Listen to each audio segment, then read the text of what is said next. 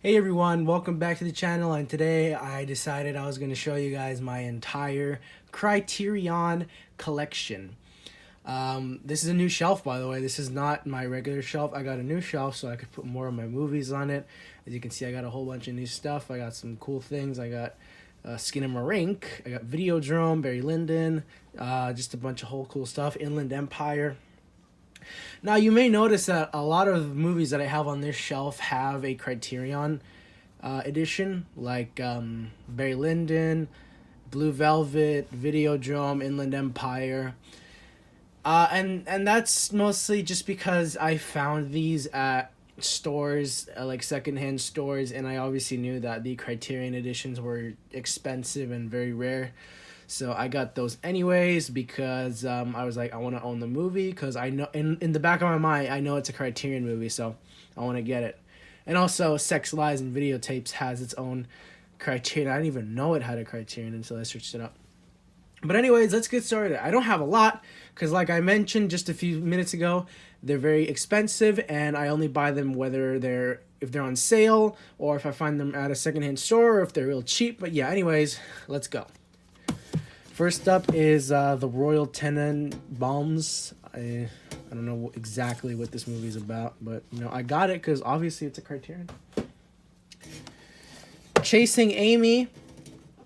I think I heard this was in part of a trilogy. Yes, the third installment of the New Jersey trilogy, directed by Kevin Smith, who made 3 movies that I know about: Clerks, Dogma, and Mallrats.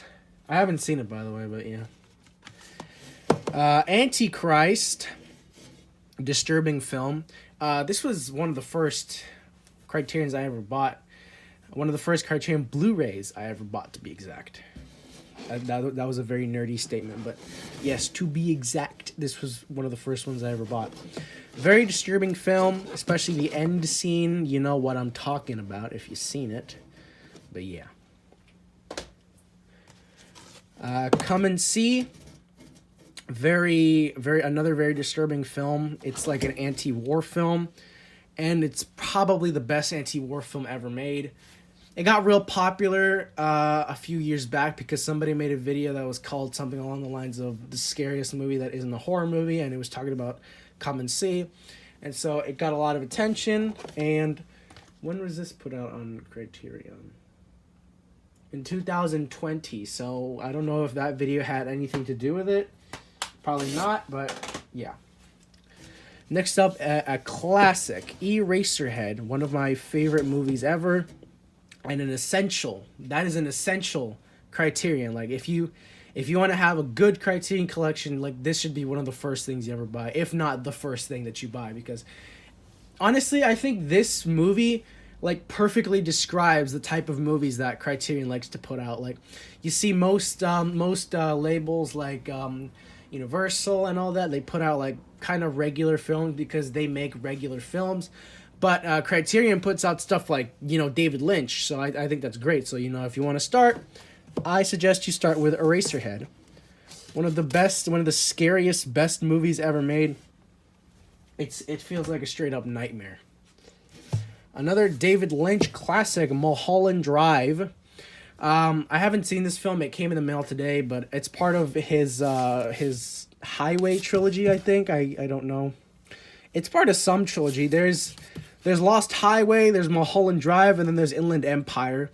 So I have 2 out of the Highway trilogy. I just need to get Lost Highway, or whatever the hell the trilogy is called. I just heard somewhere that this is a trilogy. So yeah. House or Houseu, another essential Criterion movie in my opinion. Like this movie is just insane and it's hilarious and it's one of the best Japanese movies ever made. It's just funny, it's weird, it can be unnerving at times. It's like if the creator of Earthbound made a horror movie. Like literally, that's the only way I can describe this movie, is if the creator of Earthbound made a horror movie. And it was Houseu. The black sheep of the Criterion collection, Jellyfish Eyes. A lot of people don't like this film. A lot of people say it is the worst film in the Criterion category. I can see where they're coming from because this movie isn't really what comes to mind when you think of a Criterion like film. Like when you think of when I think of films that I want to see on Criterion, I think of The Lighthouse. I think of Eyes Wide Shut, if that doesn't already have one. I think of a lot of things. I think of just a ton of just Falling Down, another one I wish would be on Criterion. But Jellyfish Eyes is more of like a weird like animated Japanese film with like 3D CGI like creatures in it and shit. This was the first Criterion I ever got, by the way. This was the very first Criterion I ever started with. So wow, what a way to start Criterion off. But it's okay. I mean, it's not Criterion worthy in my opinion. The Curious Case of Benjamin Button, one of the only, or I think the only Criterion that has a regular Blu-ray case, even though it's a Criterion film. I don't know why they did that.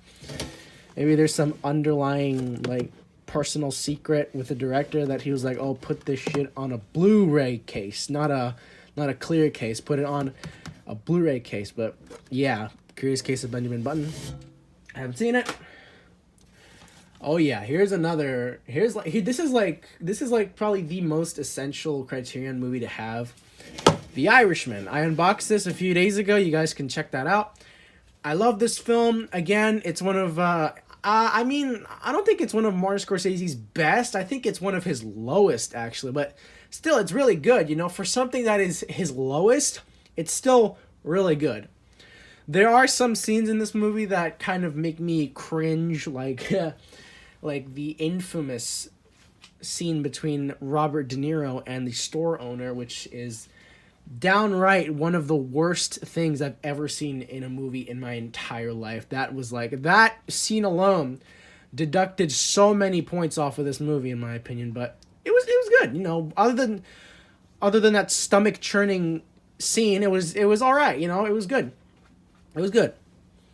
I approve, and it was director approved too. I think this is like one of the only Martin Scorsese films on Criterion besides Mean Streets, I believe. Oh, and also, how could I forget this? The Last Temptation of Christ. This is the old version of this movie. There's a newer Criterion that I suggest you get the newer one, but this is like the old one, like back when Criterion had this logo. Good movie. Very good. A lot of controversy about it when it came out, but it's still like, you know, it's still top Martin Scorsese films. One of the weirdest movies in the Criterion collection, the RoboCop out of print Criterion DVD. Yes, this thing is out of print. You can't get this on their website. You can only get it by looking through like Amazon or eBay, or like if you're lucky enough you can find it in a thrift store, but you cannot find this on their website. It is out of print, and that sucks because this is a pretty good release. Like, the quality of the DVD is almost Blu-ray quality. That's how good the quality of this DVD is of RoboCop. But still, very weird choice to put RoboCop on Criterion, especially since none of the other RoboCops are on Criterion. But, you know, Criterion knows things that we don't. And the final Criterion thing in my collection is Do the Right Thing. Again, this is the older one. There's a newer one. Get that one instead of this one. But yeah, very thick because it's got 2 discs. And back then, to put 2 discs, Criterion would just make a huge case for it like that, so it had 2 spots. But yeah, that is my entire Criterion collection. I don't know if I missed anything else. I don't think so, but yeah. Anyways, thank you guys so much for watching, and I will see you guys in the next video. Bye-bye.